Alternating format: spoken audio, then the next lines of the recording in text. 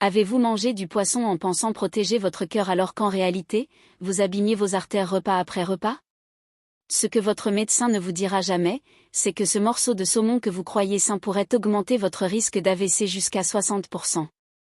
Et je ne parle pas d'un poisson rare, mais de celui que des millions de personnes âgées consomment chaque semaine en croyant bien faire. Dites-moi, avez-vous remarqué que votre tension artérielle continue d'augmenter malgré votre passage de la viande rouge au poisson?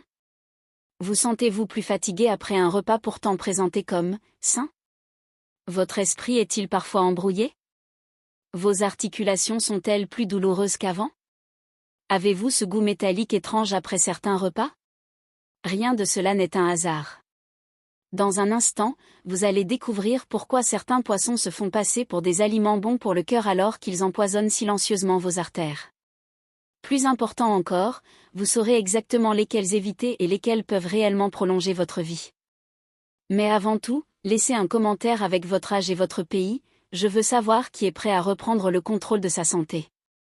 Chaque année, 800 000 Américains font un AVC, l'équivalent d'une ville entière qui perd sa mobilité, sa mémoire, sa dignité. Et chez les plus de 60 ans, l'un des facteurs les plus ignorés n'est ni le sucre, ni le sel, ni le tabac, c'est le mauvais type de poisson. Oui, certains poissons sont excellents, mais d'autres sont de véritables bombes toxiques déguisées en aliments sains. J'ai vu des patients en payer le prix fort. Tom, 60 ans, mangeait du saumon le lundi, du thon le mercredi, du tilapia le vendredi. Il avait abandonné les steaks, adopté le régime méditerranéen, et pourtant un matin, mini AVC.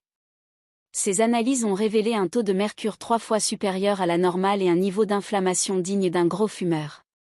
Ce qu'il croyait bon détruisait lentement son cœur. Le pire? Cela arrive tous les jours. On met tout, le poisson, dans le même sac sans distinguer le toxique du bénéfique. Tapez « poisson » en commentaire si vous pensiez manger sain. Quand vous consommez un poisson riche en mercure, en PCB ou en oméga-6 inflammatoires, ces toxines s'incrustent dans les parois de vos artères, les rendent rigides, cassantes, vulnérables. Votre pression grimpe, les caillots se forment plus facilement, et votre risque d'AVC explose. Une étude de Harvard sur 43 000 hommes pendant 12 ans a montré que ceux qui consommaient les mauvais poissons avaient plus d'AVC que ceux qui n'en mangeaient pas du tout. Oui, pas de poisson était parfois plus sûr que mauvais poisson. Et voici le pire, le saumon d'élevage, l'aliment que tout le monde croit sain, est l'un des plus toxiques. Le filet rose que vous voyez au supermarché, vendu à petit prix, tient sa couleur d'un colorant ajouté à la nourriture. Sans cela, la chair serait grise. Ces poissons sont entassés dans des cages, nourris de maïs, de soja et même de graisse de poulet, accumulant PCB et oméga-6 inflammatoires. Certaines études montrent qu'il contient jusqu'à 16 fois plus de toxines que le saumon sauvage. Quand Richard, 68 ans, a remplacé le saumon d'élevage par du saumon sauvage, son inflammation a baissé de 40% en 8 semaines. La règle est simple, toujours choisir sauvage d'Alaska et éviter saumon de l'Atlantique, synonyme d'élevage. Le tilapia, lui, est encore pire, une étude de Wake Forest a révélé qu'il déclenche plus d'inflammation que le bacon. Oui, le poisson que vous choisissez pour remplacer le bacon est parfois plus nocif que le bacon lui-même. Les élevages, souvent en Chine, utilisent des étangs fertilisés avec des déchets de poulet et de porc, créant un poisson inflammatoire au rapport oméga-6 oméga-3 catastrophique.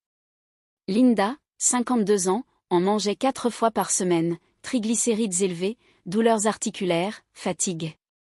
3 mois après avoir remplacé le tilapia par de la truite sauvage et des sardines, elle s'est sentie 20 ans plus jeune. Le thon en conserve, lui, est une bombe à mercure. Le thon blanc peut contenir 3 fois plus de mercure que les sardines. Le mercure s'accumule pendant des années, perturbant cœur, cerveau, artères. L'Environmental Defense Fund recommande de manger du thon blanc 1 fois par mois maximum.